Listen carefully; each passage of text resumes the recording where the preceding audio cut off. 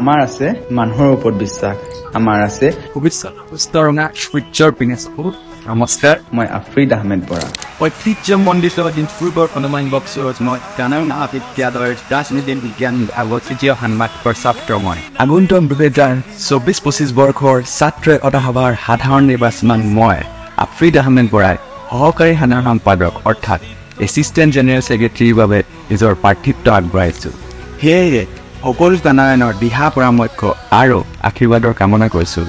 যদিহে আপোনালোকে মোক এই ভোটটিৰ বাবে যোগ্য বুলি ভাবে তেনেহ'লে আপোনালোকৰ বহুমূলীয়া আৰু বিবেকমান ভোটটো দি মোক জয়যুক্ত কৰে। ধন্যবাদ। জয়টো কানাড়া মহাবিদ্যালয়, জয়টো কানাড়া মহাবিদ্যালয় ছাত্ৰ সমাজ।